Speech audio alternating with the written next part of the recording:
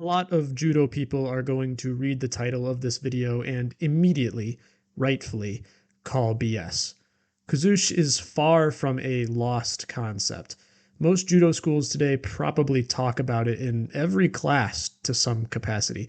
What I'm referring to in that title is that the way we think about kuzushi has changed.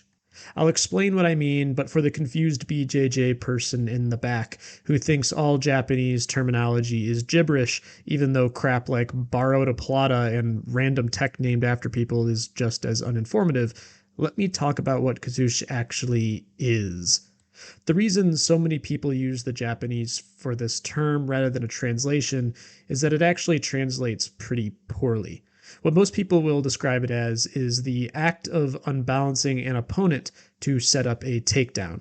Where I train, alternatively, it's typically referred to as the point where an opponent can no longer recover his balance. Those two definitions sound about the same, but actually the first one implies that kuzushi is an ingredient to a good throw, whereas the second one implies that the kuzushi is basically the throw itself. If I were going to give my own explanation, it would be something like this. Kuzushi is the use of movement, body position, and/or body mechanics to damage or destroy an opponent's balance in the service of throwing the opponent or increasing the odds of a successful throw. Very precise language, but also kind of word soup. So we use the received shorthand, kuzushi. The concept of kuzushi is older than judo, appearing in older schools under different names, but the founder of judo, Jigoro Kano, really was the first to put it front and center. His basic thesis was that the balance of a person can be broken in 8 directions. Often diagrams like the one on screen would be devised to help envision this, and to this day many mats are covered in tape that serves as a similar visual guide. Later, Tokyo Hirano also added directions of up and down to this theoretical framework, which is why I assume so much of his film has him jumping up and down like a goober, but don't be fooled, the guy was a legitimate competitor and a legend in his own time.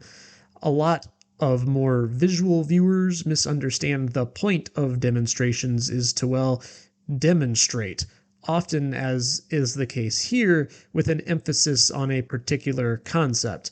In this case, he's jumping up and down because he wants to show kuzushi in an up and down axis.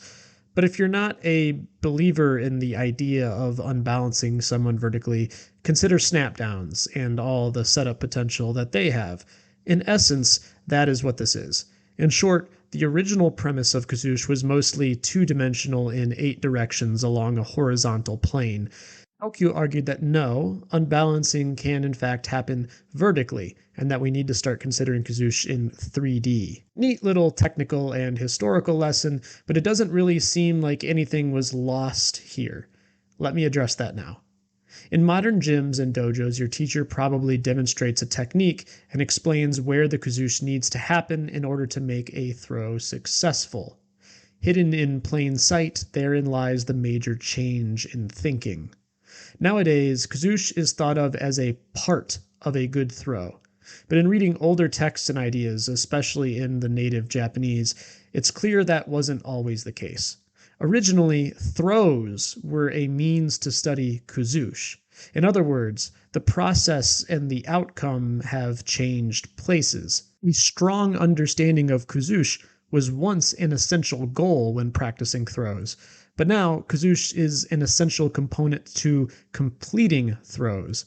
The older way of thinking is basically what defined what is colloquially known as classical judo, and the new way is part and parcel to modern judo. So what changed and why should you care? From where I sit, there are 2 major reasons why this shift happened. The first reason is a person, Anton Geesink.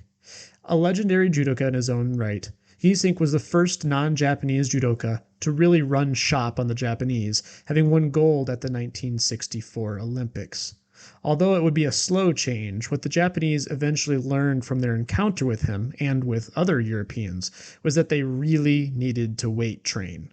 Prior to this, and even in some traditional Japanese martial arts today, like sumo, lifting weights was more or less a taboo.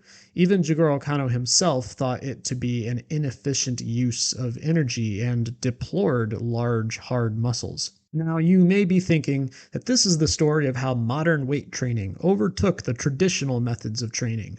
A lot of people, especially Westerners, are weak to narratives that celebrate supposed progress, especially when that progress means something foreign is dethroned by something familiar. This isn't the story of how weightlifting is better than kuzushi, nor is it the story of how kuzushi is secretly better than weightlifting. The reality is that both things are valuable and both have qualities that the other lacks. They are useful for different people at different times. And, of course, as we know from modern competition, are indeed still useful when combined. Weightlifting, for example, is something that can impact a person's game at, frankly, a miraculous speed. It is not impossible to take a junior competitor and, with professional guidance, give them an Olympic Games tier strength in as short as 4 years. This speed is what really has given weight training an edge in the competition-driven martial arts world. Although the highest level athletes definitely have a good understanding of kuzushi too, their strength training can often allow them to force throws to happen. On a surface level, weightlifting is also really easy to understand. Pick up progressively heavier things, put them back down, profit. There are drawbacks though. Weightlifting can be the source of a lot of bodily stress.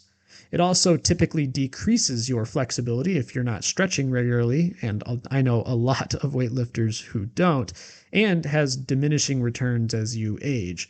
While some weightlifting is always good, there are also variables in the mix that mean that certain people are just going to benefit more from the time in the gym than others. On the other side of the spectrum is classical kuzushi training, which mostly involves a conscious effort to understand the most efficient ways to unbalance a person through various throws. At its core, this is about building up a type of new sensitivity. Kuzushi, on a physiological level, is just more complex to master than weightlifting. It requires building new neural pathways to instinctively understand minute movements in an opponent in real time, plus having the minimum physical prowess to act on that data instantaneously. It is hard to understate just how challenging this process is. Kuzushi on paper seems pretty straightforward. Unbalance a person in a direction and execute throw. But it starts to get wildly abstract when we start to add variables. Is your partner taller, shorter, stronger, weaker, faster, slower, defensive, aggressive, wide, thin, flexible, stiff, and so on? For every combination of unique variables, the kuzushi will be different. So it isn't a matter of reciting memorized definitions or even memorized throws, but the subtle ability to intuitively understand the balance of any given opponent in real time. The benefits of training with a focus on kuzushi are that it typically allows you to train harder much longer into life. You maintain more flexibility, and it complements competitors who prefer to use agility and large movement rather than muscle. Like weightlifting, though, there are definitely palpable drawbacks. This kind of training takes a very grueling long time, often years. Because it doesn't promise quick results, it also means it's easy to become discouraged in it as a path to success. It's even easy to disregard it as just not working, period, if you're not seeing progress fast enough. I mentioned 2 reasons why it fell out of style, though. If the first was the rise in weightlifting, the second is market forces. Even though I've lived and trained in Asia, I'm going to come at this point from an American perspective specifically. People here in the States are extremely, painfully obsessed with outcomes. The average consumer doesn't just want to be good at a skill they're picking up. They want to be good at it right now. It is beyond difficult to tell a 20-something kid who wants to compete to slow down and just trust the process. In fact, saying trust the process in an American context may even get your facility labeled as a cult depending on who you say it to. The US martial arts hobbyists, especially the young ones, don't want to wait, nor do they have any trust in any kind of long game program. If you're teaching them takedowns, they want to be able to take someone down of similar skill level in not years or months, but in weeks, preferably days. The most proven way to succeed in the martial arts market is to teach in a way that produces results as fast as possible. Even better if it's coming from a competitor with a record. Now, there is absolutely some virtue in this. I am not arguing that consumers need to just shut up and be patient. People need to see progress, especially when they are handing over hard earned cash. On the flip side, though, it would be irresponsible not to notice how this impacts the dialogue in martial arts culture. In recent years, for example, I have seen an increase in support for the position that a single leg takedown is the quote unquote best takedown, and that things like drop soenage rarely work, expose your back, etc., etc. But if we back up here for a second, is it that a single leg is the supposed best takedown, or just that it's really, really simple and the first one most people learn in the US? Simplicity isn't a bad thing either, but the breaking of balance in a single leg is really fundamentally easy to understand. You lift the person's leg, then move to topple them. Because this is such a simple concept, it is really easy to get this throw operational very quickly. Then, once someone experiences success with it, they are much more likely to invest in it more heavily, rather than spend time developing throws that have more subtle kuzushi, throws like drop seoi. In reality, I have never seen a truly great drop seoi specialist have their back taken. The forward momentum is just too great. Likewise, I have been on the receiving end of a few, and I can guarantee that if I didn't just accept the throw, I probably would have popped a knee or something. The single leg is an awesome takedown, no doubt, and there are definitely levels to it too. I am absolutely not arguing that a D1 wrestler is a chump just because they use a week 1 technique. Obviously not. Those guys are awesome and their single legs are top tier. The point I am trying to make is that martial arts hobbyists are often blinded by early successes to the detriment of long-term development. Having a profound understanding of kuzushi is reliant on a long-term outlook. In short, the casual martial artist of today is more interested in highlight reels and feeling as if they can hit new things faster rather than any training method that requires delayed gratification. Weightlifting and strong financial incentive to teach things with quick return on investment is really what killed kuzushi as a pillar training goal. Again, I want to stress that most high-level judo athletes tend to have pretty good kuzushi. It's just not the centerpiece of their training. And where it is most visible is in their narrow catalog of specialty techniques. Will this kind of training just be resigned to history then? Probably not, but I suspect it is never going to be a super viable marketing strategy. Even if someone came out of the woodwork and described a really effective training method, if it takes too long or requires exceptional effort, most people will probably not be swayed. The martial arts need hobbyists, because that is what keeps them alive. Yet at the same time, hobbyists are often paradoxical bundles of hypocritical ideas. They want to do a martial art, yet they want it to be perfectly safe. They want to be great at it, but also not have to devote too much time. They want to get better at takedowns, but won't learn how to safely fall. All of this, and hobbyists typically aren't the ones pushing martial arts forward either.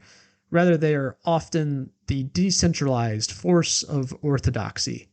It is the martial arts hobbyist that is in the comments saying, "That would never work," when in reality, what they mean is, "That hasn't worked for me." It's a culture that turns people off from trying new or old, unexplored things because they are inefficient, too dangerous, or too time intensive. All drawbacks that might be overcome and innovated on, if people actually did put the mat time in on these more obscure corners of the craft.